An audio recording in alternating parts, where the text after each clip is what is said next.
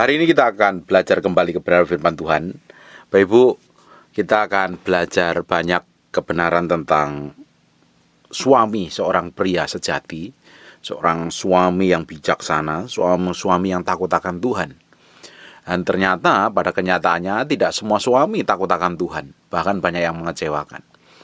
Untungnya banyak ibu-ibu yang hidup takut akan Tuhan sehingga masih tetap cinta Tuhan sekalipun suaminya bejat, rusak, menyakiti, melukai, mengkhianati, dan memperlakukan buruk.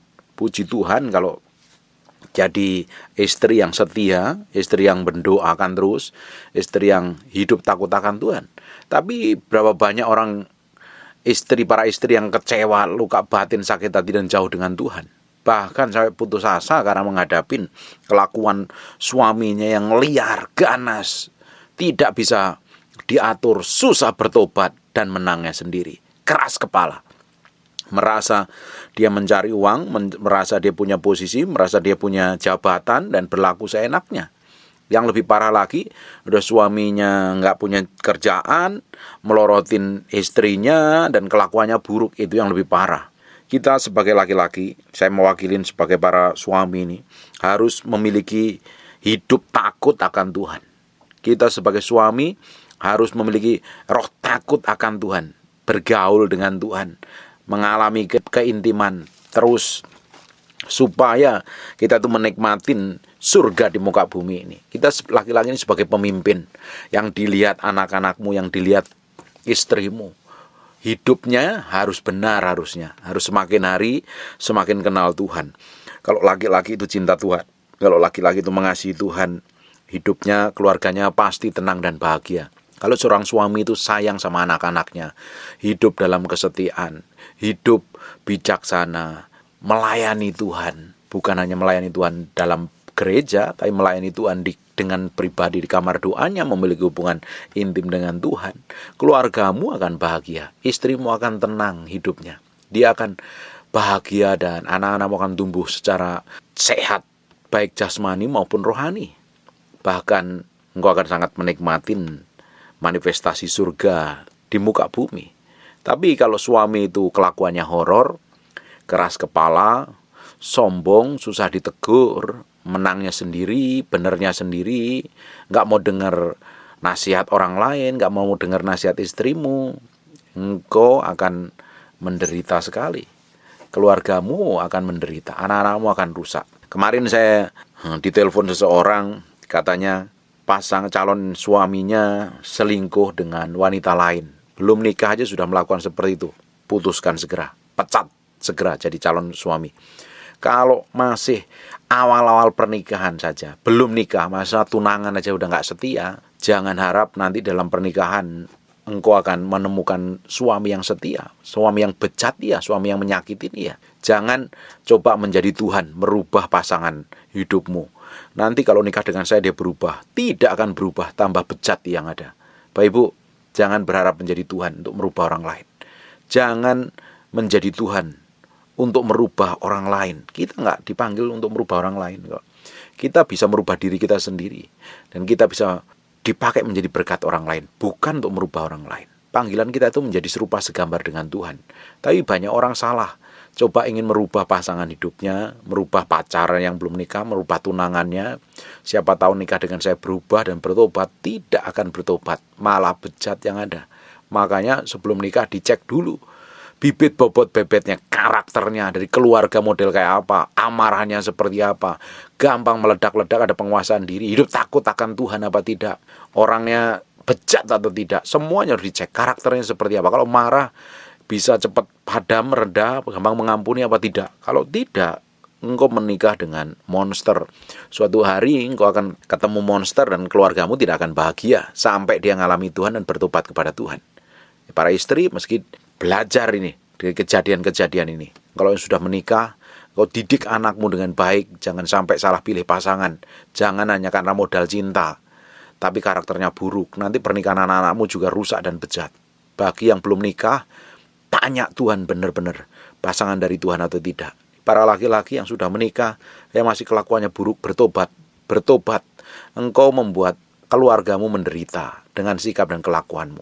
Hari ini kita akan melihat Seorang suami yang bijaksana, yang penuh pengertian, yang hidup takut akan Tuhan itu memberi dampak besar pada keluarganya. Para laki-laki harus benar tahu persis ini bijaksananya ini seperti apa. Harus takut akan Tuhan. Sekarang buka di 1 Petrus pasal yang ketiga, yang ketujuh.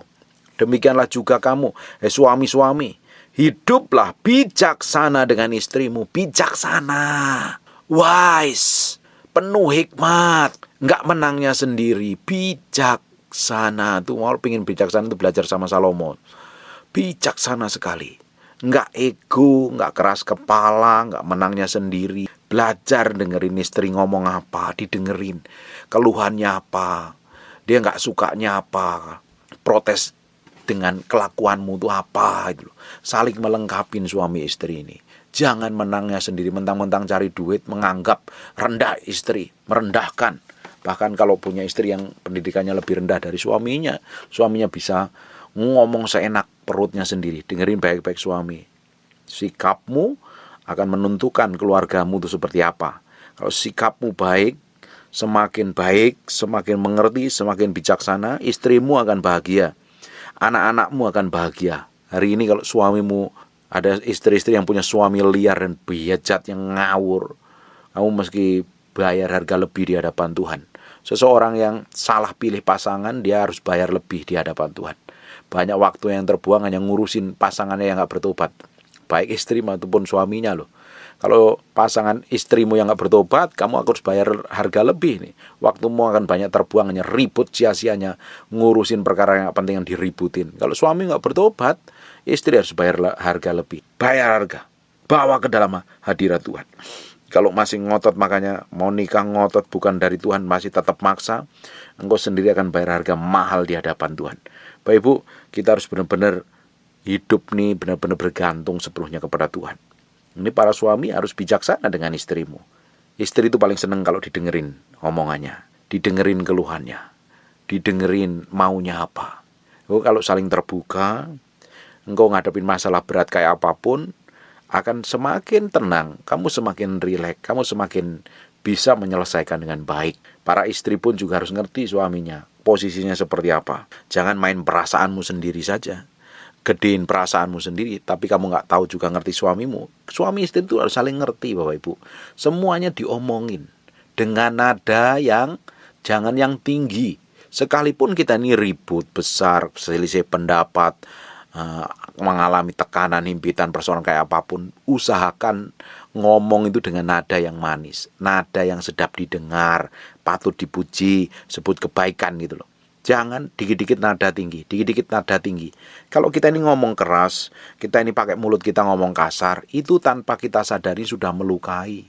Kita lupa dengan apa yang kita katakan, kita lupa dengan apa yang kita ucapkan, tetapi orang yang mendengarnya akan terluka. Membuat orang itu luka, bisa luka itu bisa seumur hidup loh. Makanya hati-hati, bangun komunikasi yang baik, diomongin baik-baik. Kadang kalau perlu, kalau udah ngomong ketus, diulang ini, coba diomongin dengan yang baik. Saya sering kali dulu itu sama istri saya, kalau kita ini sering nadanya kadang tinggi gitu, saya bilang, Hane, coba diulangi lagi dengan nada yang lebih baik. Kita ulangin. Kalau saya juga, saya ngomongnya agak nada tinggi, saya ulangin. Saya sama istri saya belajar banyak dari hal itu. Sekarang kalau kita punya ada masalah, selisih pendapat, segala macam, kita omongin dengan nada yang lebih kalem, lebih rendah, jangan nada tinggi terus. Nanti pita suaramu pedot nanti lama-lama. Nada yang tenang, diomongin baik-baik. Akhirnya apa? Semua masalah selesai. Karena nggak ada perselisihan yang nggak ada jalan keluarnya. Pasti ada jalan keluarnya. Nggak ada masalah yang nggak ada jalan keluar. Pasti ada jalan keluarnya. Tergantung sikap kita. Semakin kita mau menerima satu dengan yang lain, everything is okay. Masalahnya kan tambah hari tambah bisa diselesaikan dengan baik. Dan kau akan menikmati surga di muka bumi dalam pernikahanmu. Ini penting sekali. Suami kelemahannya nggak mau dengerin suara istrinya. Hari ini harus belajar dengerin. Dia keluhannya apa sih? Nggak sukanya dengan hidup kita itu apa? Protesnya apa? Dengerin saja. Kalau yang baik diambil. Kalau protesnya terlalu berlebihan ya nuntut hidup suamimu, istri itu nuntut suami hidupnya seperti Yesus ya nggak bisa. Kita kan masih step by step untuk berjalan berubah menjadi seperti Yesus. Kalau nuntutnya terlalu berlebihan, diomongin baik. Semuanya bisa diomongin dengan baik-baik, bijaksana. Jangan ego, jangan menangnya sendiri, jangan mentingin hobinya, jangan mentingin kepentingannya sendiri. Juga lihat di sampingmu ada istrimu, dia punya perasaan, dia punya kehendak, dia punya kemauan, dia punya hati yang ingin dicintai, dikasihi, dihormati, dimiliki sepenuhnya. Itu harus kita mesti ngerti ini. Sebagai kaum yang lemah, ini bijaksana. Istri itu secara fisik memang lemah. Istri secara fisik kekuatannya itu lemah, tapi dia pengaruhnya hebat, pengaruhnya besar. Jangan disepelekan. Hormatilah mereka sebagai teman pewaris dari kasih karunia. Kita menghormati istri kita. Harus kita hormati. Bapak Ibu, kalau kita mulai pernikahan aja dengan cinta, ngapain harus mesti ribut, gegeran, berantem? Bukankah cinta yang mula-mula kita bangun dari awal pernikahan itu harusnya kita bangkitkan kembali? Kita harus semakin, harusnya ya, cinta kita semakin bertambah dan bertambah.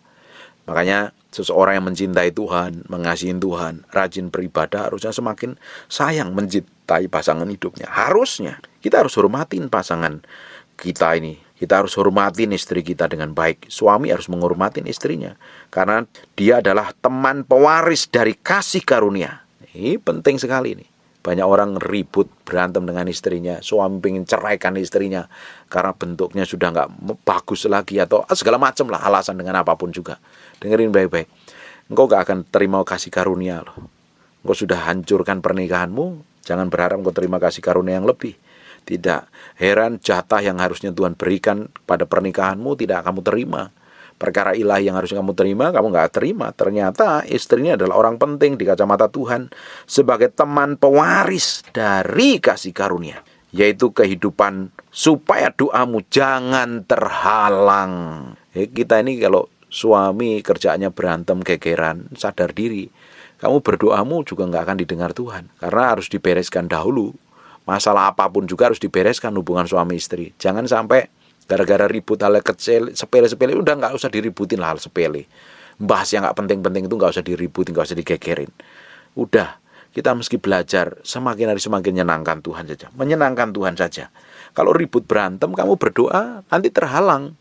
Bukankah kalau kita sedang memberikan persembahan, korban persembahan, terus kita ingat sama saudara kita, termasuk istri kita atau termasuk suami kita, yang ganjel di hati, kita harus bereskan dulu supaya doa kita gak terhalang. Lepaskan pengampunan, terima kekurangan, terima kelemahannya. Suami juga harus menerima kelemahan istrimu tuh sebagai kekuatanmu. Bersyukur kalau suami ini punya istri yang cerewet dan bawel. Sebenarnya suatu potensi jadi pengkhotbah itu, jadi penginjil. Hanya belum tepat waktunya, belum diubah, belum dipoles oleh Tuhan. Nikmatin saja kalau punya istri yang bawel dan cerewet. Doain saja biar dia banyak ngomong firman daripada ngomong yang gak penting. Suami-suami harus banyak juga berdoa untuk keluarganya, untuk istrinya, untuk anak-anaknya. Benar bertanggung jawab. Harus bertanggung jawab. Kerja, jangan malas para suami. Minta hikmat Tuhan. Tuhan kasih otoritas kepada kita ini. Tuhan tuh berikan dari surga otoritas bagi para suami. Kita ini para suami diberikan otoritas. Kalau Tuhan berikan otoritas, berarti Tuhan berikan kuasa. Tuhan berikan hikmat, pengertian, pengetahuan. Suatu hari pasti Tuhan akan limpahi kita dengan berkat dan kasih karunia-Nya melimpah. Karena suami harus bertanggung jawab, bekerja. Makanya dilarang suami itu malas. Suami itu hanya kerjaannya main game, main hobi, lupa dengan kebutuhan anak, kebutuhan istri. Itu penting sekali itu. Itu penting sekali. Harus kita benar-benar para suami hidup takut akan Tuhan. Jangan maumu sendiri. Jangan dipentingin kebutuhan temanmu, kepentingan temanmu, kepentingan keluarga besarmu, kepentingan emakmu, orang tuamu. Tapi istrimu sendiri kamu biarkan. Dengerin baik-baik para suami. Engkau adalah otoritas tertinggi dalam keluarga. Memang Yesus yang memegang kendali otoritas dalam keluarga. Tapi suami adalah otoritas yang terlihat di dalam keluarga. Baru ada istri, baru ada anak kalau ada anak, baru keluarga besar. Suami jangan mendahulukan kepentingan orang tuamu. Yang paling utama adalah kepentingan istrimu dahulu. Kalau ada kepentingan keluarga besar, orang tua atau mertua, itu pasti diomongin baik-baik atas kesepakatan bersama supaya nggak ribut. Jangan juga diam-diam memberi uang tanpa sepengetahuan istri kepada orang tua. Nanti memicu keributan, karena keluarga inti dari sebuah keluarga adalah suami, istri, dan anak. Kalau ada orang tua, itu ada keluarga besar. Ini penting dulu, keluarga inti ini harus kita tahu, kita harus jagain, kita harus proteksi. Ini terutama kita jagain sikap kita supaya keluarga inti kita tetap utuh, kita bawa dalam doa, kita bangun keterbukaan, bangun keintiman, supaya keluarga kita ini utuh. Kalau keluarga kita utuh, kita bisa berdoa tanpa halangan. Tapi kalau kita ini kerjanya ribut, kita berdoa pun jadi terhalang. Seorang suami harus komitmen setia dengan pasangan hidupnya seumur hidupnya. Dulu bodinya bagus sekali, seperti gitar Spanyol. Dengan bertambahnya umur, dengan sudah melahirkan anak, tiba-tiba bodinya berubah dari gitar Spanyol jadi piano. Harus tetap dicintai, tetap dikasih, tetap disayangin, tetap dimiliki sepenuhnya. Tidak boleh main selingkuh, tidak boleh punya simpenan atau mau berzina atau melakukan hal apapun juga. Istri juga harus tetap menghormatin suamimu, tetap setia dengan suamimu. Seorang suami di Lukas 16 ayat 18, setiap orang yang menceraikan istrinya, berarti ini suami ini menceraikan istrinya, lalu kawin dengan perempuan lain, ia berbuat zina. Dan barang siapa kawin dengan perempuan yang diceraikan suaminya, ia berbuat zina. Kalau suami istri ini nikah, terus cerai hidup, suaminya kawin lagi dengan perempuan lain, statusnya berzina. Istrinya kawin dengan laki-laki lain, statusnya juga berzina. Ini dalam perjanjian baru, hukumnya sebenarnya lebih ketat daripada hukum Taurat. Ini penting sekali ini. Karena apa? Pernikahan itu kudus, suci, nggak boleh main-main. Nggak asal sudah bosen bisa diceraikan. Nggak seperti itu. Kita menghormatin perkawinan kita ini kudus yang ditetapkan Tuhan, bukan main-mainan. Makanya harus komitmen sekali menikah untuk selama-lamanya. Makanya sebelum nikah tanya Tuhan dulu, benar nggak ini jodoh dari Tuhan? Benar nggak ini orang yang dikirim Tuhan sebagai pasangan hidup kita yang menemani kita sepanjang umur kita? Kalau itu benar-benar dari Tuhan, memang pasti pernikahanmu nggak akan mulus-mulus. Ada banyak tantangan dan tekanan, tapi engkau bisa menyelesaikannya dengan baik.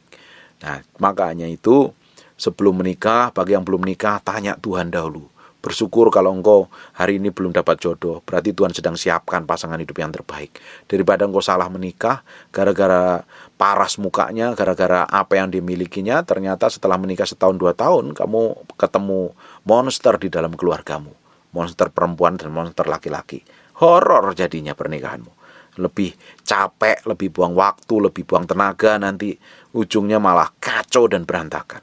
Ini penting sekali Bapak Ibu, kita harus ngerti sekali ini.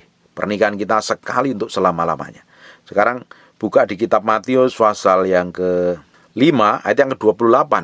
Kalau di zaman perjanjian lama, kalau orang didapatin berzina itu, kalau dia bersetubuh laki-laki dengan perempuan, dia melakukan koitus, baru dia disebutnya berzina.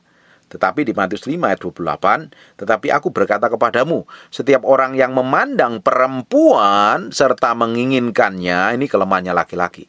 Laki-laki itu kelemahannya di mata. Matanya suka jelalatan. Ini mata perlu dikuduskan. Kalau perlu pakai kacamata kuda. Lihat istrimu nih. Kalau ngelihat orang lain tertarik, normal, cantik, oh bagus, ya cukup sampai situ.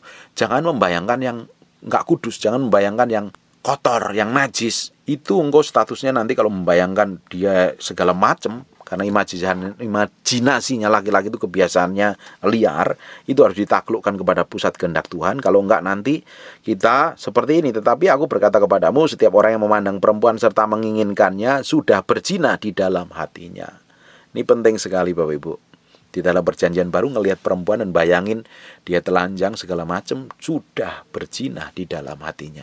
Bagi perempuan pun juga sama. Kelemahannya laki-laki adalah di mata. Matanya sering jelalatan. Tapi kelemahannya perempuan adalah di telinganya. Sering mendengarkan hal yang nanti menyinggung perasaan, dia terluka, sakit hati, dan lain sebagainya. Ini kita mesti tahu kelemahannya masing-masing, supaya kelemahan itu kita proteksi, kita jagain, jangan sampai jadi celah setan untuk menghancurkan kita. Kita harus benar-benar hidup tambah hari, tambah takut akan Tuhan. Sekarang buka di 1 Korintus pasal yang ke-7 ayat yang ke-3. Hendaklah suami memenuhi kewajibannya terhadap istrinya. Ini mau kewajiban jasmani, batiniah, atau kewajiban rohani. Hendaklah suami memenuhi kewajibannya terhadap istrinya. Demikian pula istri terhadap suaminya. Ini masalah seks pun juga harus diomongin dengan baik. Ini jarang pendeta ngomongin masalah seks, karena masalah seks ini bagi orang kita ini, orang timur ini tabu. Tapi suami istri harus diomongin masalah seksnya di ranjang. Baiknya gimana, enaknya gimana, puasnya gimana, nggak sukanya di mana, semuanya harus diomongin dengan baik. Jangan tabu seperti orang kuno gitu. Semuanya harus diomongin. Hubungan seks suami istri itu kudus. Kudus, suci. Karena seks memang diciptakan oleh Tuhan untuk dinikmatin pasangan suami istri loh, bukan pasangan di luar suami istri. Kalau seks diciptakan untuk pasangan suami istri dengan tujuan untuk beranak cucu, memerintah bumi, memenuhi muka bumi dengan gambar ilahi. Tapi kalau setan pakai seks itu menjebak dan menjerat untuk menjatuhkan orang untuk hidup tidak kudus. Nah, suami istri yang sudah diberkatin Tuhan diberikan seks itu sebagai sebagai sarana untuk mempersatukan. Yang kedua untuk beranak cucu, memang satunya beranak cucu dahulu, mempersatukan hubungan suami istri. Yang kedua sarana untuk menikmati kenikmatan. Ini meski diomongin baik-baik nih, enaknya bagaimana, kamu sukanya seperti apa nih, suami istri harus diomongin, jangan tabu, harus diomongin dengan baik, harus jangan malu-malu. Kalau suami istri itu satu daging, nggak usah malu-malu, diomongin dengan baik. Kewajibannya terhadap istrinya, baik memenuhi kebutuhan, pekerjaan, keamanan, kenyamanan, semuanya suami itu punya tanggung jawab tuh. Harus tuh, jangan maunya sendiri, enaknya sendiri. Kita harus benar-benar penuhi sebagai laki-laki ini kebutuhan istri kita dan keluarga kita dengan baik. Istri pun juga begitu terhadap suaminya. Jangan egois, jangan menangnya sendiri, jangan maunya sendiri. Harus semuanya itu saling melengkapi. Kalau hubungan suami istri ini saling melengkapi, engkau akan menikmatin pernikahanmu seperti surga yang turun ke bumi. Anak-anakmu akan tumbuh takut akan Tuhan, melihat contoh papi dan maminya hidup benar, hidup mengasihi Tuhan.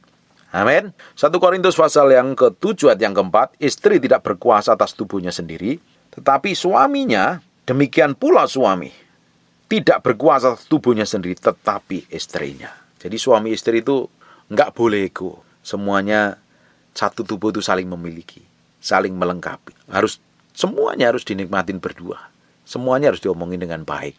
Kalau memecahkan masalah atau ngomongin persoalan, atau ngomongin perselisihan, atau ngomongin silang pendapat, usahakan dengan kepala dingin. Jangan menangnya sendiri.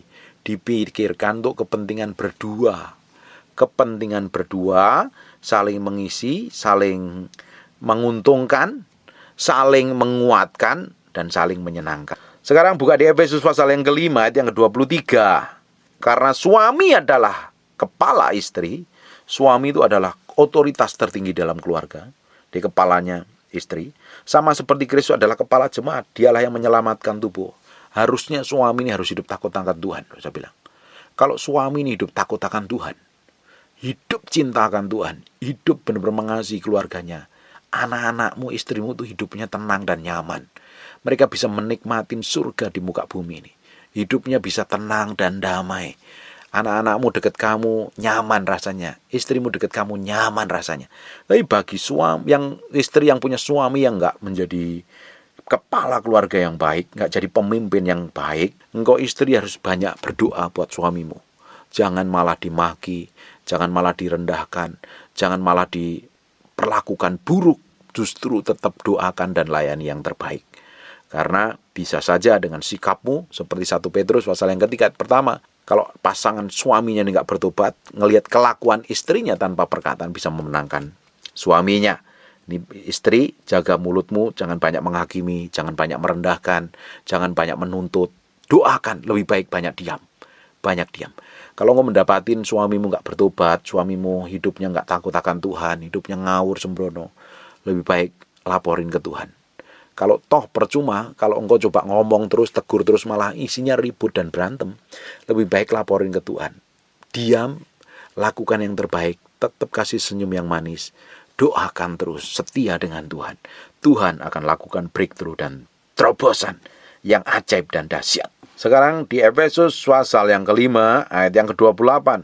Demikian juga suami harus mengasihi istrinya sama seperti tubuhnya sendiri. Ini penting sekali. Suami, dengerin baik-baik, engkau harus mengasihi istrimu seperti dirimu sendiri. Tidak ada orang manapun juga yang ingin menyakitin tubuhnya sendiri. Orang waras di seluruh jagat raya ini tidak mungkin akan menyakitin dirinya sendiri. Dia pasti akan merawat dirinya sendiri dengan baik. Semakin orang itu punya takut akan Tuhan, semakin waras, semakin sehat jasmani dan rohani, dia semakin ngurus tubuhnya dengan baik. Sama juga suami harus mengasihi istrimu seperti kamu mengasihi tubuhmu sendiri. Dan gak mungkin kalau suami mengasihi istrinya akan melukai dengan perkataan, merendahkan, menyakiti. Harus sungguh-sungguh mengasihi istrinya. Orang yang semakin mengasihi Tuhan, semakin mengasihi pasangan hidupnya. Demikian juga suami harus mengasihi istrinya sama seperti tubuhnya sendiri. Siapa yang mengasihi istrinya, mengasihi dirinya sendiri.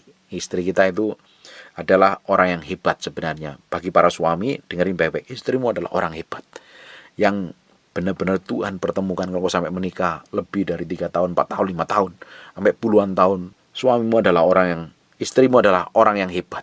Suami pun juga orang yang hebat yang dikirim Tuhan melalui sebuah pernikahan. Mereka ditempatkan di sekitaran hidup kita. Dipakai Tuhan untuk menopang, menolong, membersihkan, menyucikan, menajamkan. Kasih dia. Semakin kita mengasihi pasangan hidup kita, semakin kita akan menikmati kebaikan Tuhan, kemurahan Tuhan.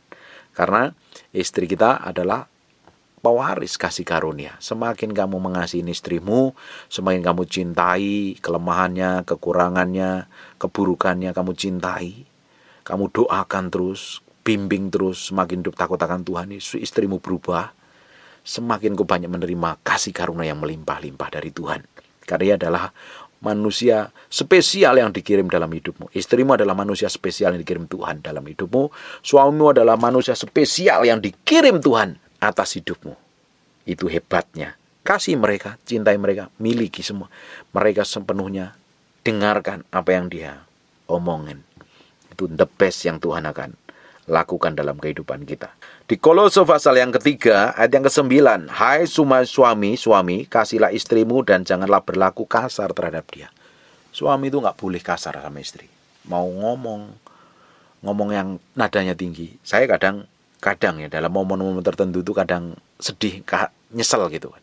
Ada perasaan, tadi aku kok ngomongnya nadanya agak tinggi ya. Saya samperin istri, I'm sorry ya. Tadi aku ngomong dengan nada tinggi. Sorry ya. Aku gak maksud menyakiti hati kamu. I'm sorry. Harus cepat sadar diri gitu. Suami harus sadar diri kalau udah ngomong menyakitkan, nadanya berapa oktav gitu, sudah gak benar di hadapan Tuhan. Cepat temuin istrimu, peluk dia, bilang I'm sorry. Aku udah ngomong gak benar. Istri pun juga sama. Kita harus saling tahu. Kalau kita ini melakukan hal buruk, sikap yang gak tepat dengan pasangan hidup kita, ya jangan terus-terusan dilakukan. Cepat berubah dan cepat bertobat, cepat balik kepada Tuhan, supaya hubungan kita ini nggak tambah hari tambah buruk, tambah jelek. Semakin kita mencari Tuhan, semakin kita mengasihi Tuhan, semakin kita hidup dengan takut akan Tuhan, semakin Tuhan akan bawa hidup kita semakin berubah, semakin berubah, semakin berubah, semakin menyerupai Tuhan. Amin. Jaga perkataan, jaga sikap, jaga omongan kita. Jangan sampai melukai dan menyakitin pasangan hidup kita. Karena mereka adalah orang-orang yang terbaik yang Tuhan kirim dalam kehidupan kita. Sekalipun karakternya buruk dan jelek, sebenarnya mereka adalah orang spesial yang dikirim untuk membentuk kita. Berapa banyak istri yang benar-benar mencintai Tuhan dan mengasihi Tuhan. Mengasihi Tuhan dan mencintai Tuhan. Dan ternyata pasangannya selingkuh mungkin. Sudah mencintai Tuhan, tapi pasangannya selingkuh. Akhirnya apa? Tuhan bentuk melalui proses itu. Dia sungguh-sungguh mencari Tuhan, banyak diubahkan Tuhan. Ada yang suaminya benar-benar bejat, rusak, nakal, berkhianat, melakukan hal yang buruk, melakukan hal yang tidak senonoh. Tetapi istrinya jadi berubah dan takut akan Tuhan. Makanya pasanganmu adalah orang yang benar-benar sampai hari ini yang kau tidur bareng, makan bareng, berjuang bareng adalah orang yang layak dikasih, layak dicintai, layak dimiliki. Dia adalah orang spesial yang dikirim Tuhan. Nikmatin pernikahanmu dengan bahagia hari ini. Pak, bagaimana saya menikmati pernikahan saya bahagia? Saya lagi digugat cerai. Bagaimana Pak? Orang suami saya minta cerai hari ini, istri saya minta cerai. Bagaimana saya bahagia bersama Tuhan? Kebahagiaanmu bukan sama manusia. Kalau engkau bisa bahagia dengan Tuhan, engkau bisa bahagia loh dengan kondisi apapun juga. Percaya, Tuhan sanggup pulihkan. Tuhan tuh mau hubungan suami istri dipulihkan Tuhan. Kalau engkau bayar harga cinta Tuhan, kasih waktumu lebih banyak sama Tuhan, hidup takut akan Tuhan. Kau bayar harga sungguh di hadapan Tuhan. Keluargamu bisa dipulihkan. Dalam kondisi apapun, seburuk apapun, Tuhan sanggup pulihkan. Tuhan itu sanggup mengubah hati orang itu mudah sekali. Tapi harus ada orang yang berdoa untuk orang tersebut. Bayar harganya di hadapan Tuhan. Amin. Kita akan lihat seorang pria yang luar biasa ini. Sekarang buka di Matius pasal yang pertama ayat yang ke-18. Kelahiran Yesus Kristus adalah seperti berikut. Pada waktu Maria ibunya bertunangan dengan Yusuf, ternyata ia mengandung dari Roh Kudus sebelum mereka hidup sebagai suami istri. Ceritanya ini Maria sudah tunangan sama Yusuf dan ternyata Maria mengandung oleh Roh Kudus, mengandung Yesus melalui Roh Kudus. Tapi mereka itu sudah tunangan tapi belum menikah ceritanya. Tetapi apa yang dilakukan oleh Yusuf? Bijaksana sekali. Di ayat yang 19 perhatikan. Karena Yusuf suaminya seorang yang tulus hati. Ini penting sekali ini. Suami-suami harus memiliki ketulusan, kemurnian, kesetiaan. Ini engkau akan benar-benar membuat keluargamu itu bahagia banget. Dan tidak mau mencemarkan nama istrinya di muka umum. Ia bermaksud menceraikannya dengan diam-diam. Karena adat istiadat Yahudi, kalau kondisinya seperti ini, tunangan, padahal ini kan jatuhnya kan tunangan di ayat 18, belum hidup sebagai suami istri, mereka bisa bercerai ini. Bercerai, yang dimaksud cerai itu boleh seperti ini. Tapi ternyata Yusuf ketemu malaikat, ketemu Tuhan, diomongin Tuhan, akhirnya gak menceraikan. Dia tetap jaga nama baik istrinya dalam kondisi apapun. Bapak Ibu, suami yang baik menjaga nama baik pasanganmu. Jaga baik, jangan diumbar kemana-mana. Kalau engkau percaya sama hamba Tuhan, kau konseling sama pendeta, cukup dengan pendeta aja. Atau cukup dengan konselor, atau orang psikologi atau siapapun juga. Jangan diumbar kepada orang-orang yang gak takut akan Tuhan. Jangan jelekkan suamimu di depan banyak orang. Hargain, hormatin. Jangan rendahkan istrimu di depan banyak orang. Mereka adalah belahan hatimu, separuh hidupmu sendiri. Karena kita satu daging kok. Buat apa kita menyakitin pasangan yang kita cinta dan kita miliki? Bukankah cinta kita lebih besar dari sekedar kita ribut, gegeran, dan berantem? Makanya kita harus dedikasikan hidup kita ini sepenuhnya untuk Tuhan. Sepenuhnya untuk Tuhan. Saya berdoa para suami bisa semakin berubah, cintakan Tuhan. Istri pun juga bisa cintakan Tuhan. Kalau engkau memiliki pasangan yang belum bertobat, pasanganmu belum berubah, karakternya masih buruk, bayar harga di hadapan Tuhan. Tuhan sanggup memulihkan. Tuhan sanggup memulihkan hidupmu. Memulihkan hidupmu. Memulihkan hidupmu. The best. Tuhan kita adalah dahsyat, ajaib, dan perkasa. Dia sanggup melakukan banyak hal yang luar biasa dalam kehidupan kita.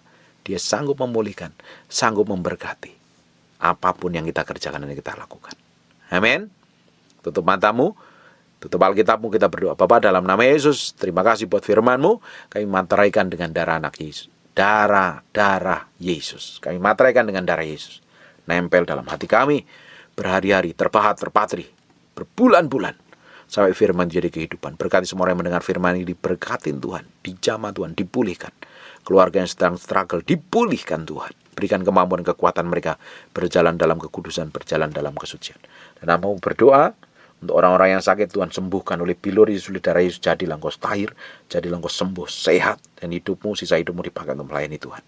Kami kembalikan segala hormat, pujian, pengagungan buat Yesus Kristus, Tuhan Raja kami yang maha mulia. Raja di atas segala raja. Dalam nama Yesus, kami berdoa mengucap syukur. Haleluya. Amin. And God bless you.